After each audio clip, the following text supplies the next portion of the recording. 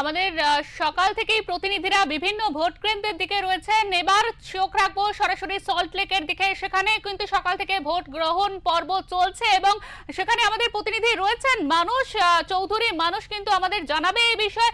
আপনাদের জানিয়ে রাখি যে সকাল থেকেই সল্ট লেকের বিভিন্ন ভোট গ্রহণ কেন্দ্রে সেখানে ভোট হচ্ছে এবং মানুষ কিন্তু একেবারে স্বতঃস্ফূর্তভাবে সকাল থেকেই সেখানে ভোট দেওয়ার জন্য লাইনে দাঁড়িয়েছেন। আপনাদের যেমনটা জানাচ্ছে একেবারে ভোরবেলা থেকে কিন্তু মানুষ সেখানে ভোট দেওয়ার জন্য লাইনে দাঁড়িয়ে পড়েছেন এবং সেখানে ভালোভাবেই ভোট গ্রহণ চলছে। আমরা সরাসরি চলে যাব আমাদের প্রতিনিধির কাছে, মানুষ চৌধুরী। মানুষ, কেমন ভোট গ্রহণ চলছে সল্ট লেকে?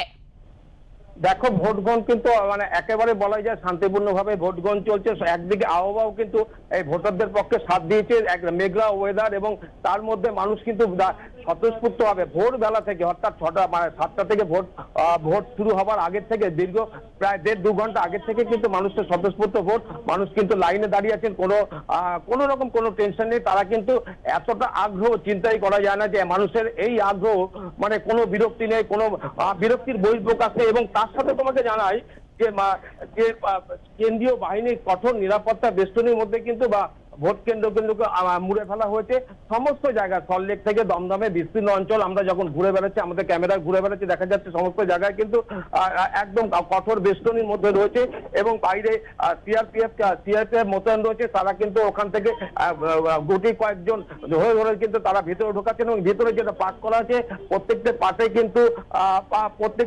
কিন্তু তারা এক এক করে ভিতরে গিয়ে লাইন দিচ্ছেন এবং সুষ্ঠুভাবে কিন্তু ভোট হচ্ছে। অন্যদিকে দেখা যাচ্ছে দমদমের একটি বুথে কিন্তু ধরে কিন্তু ইভিএম খারাপ ছিল, অর্থাৎ যে 4টি বুথ দমদমের যে 4টি বুথ 3 নম্বর রেল গেটের সামনে যে 4টি বুথ স্কুলে সেখানে কিন্তু 4টি বুথের মধ্যে দুটো 113, 114 নম্বর বুথে কিন্তু ইভিএম খারাপ ছিল। পরবর্তীকালে 113 নম্বর বুথটা ইভিএম ঠিক করা হলো। পরবর্তী দেখা যায় 114 নম্বর বুথ প্রায় 1 ঘন্টা পিছিয়ে যায় ভোট পর্ব, কেননা এরপরে কিন্তু মানুষের স্বাভাবিক একটু বিরক্তি প্রকাশ করেছিল। পরবর্তীকালে কিন্তু সেই সমস্যা মিটে গেছে সম্পূর্ণভাবে।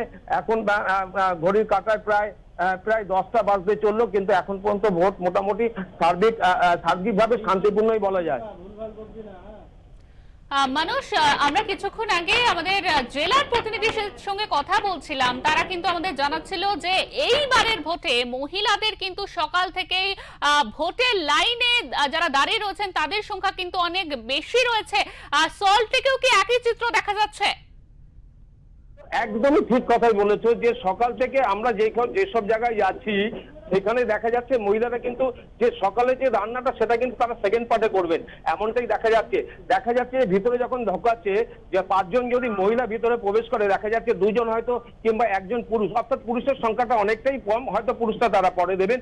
কিন্তু মহিলাদের আগ্রহ কিন্তু দেখাই যাচ্ছে ছিল, মানে চিন্তাই করা যায় না। বিশেষ করে ইয়ং জেনারেশন তারাও কিন্তু আসছেন এবং বয়স্ক যারা আছেন তারাও কিন্তু তারা চলে এসছেন। আগে ভোটটা দেবেন, তারপরে তারা অন্য কিছু, অর্থাৎ ভোট যে উৎসব, এই উৎসবে কিন্তু হয়েছেন একদম ইয়ং জেনারেশন থেকে যারা সিনিয়র সিটিজেন তারা কিন্তু সামিল হয়েছেন এবং তারা নির্দ্বিধায়, অর্থাৎ কোনো ভয়বিহীন ভাবে কিন্তু তারা কিন্তু ভোট দিতে আসছেন এবং ভোট কেন্দ্রে গিয়ে তাদের যে ভোট তারা কিন্তু ভোট দান করছেন।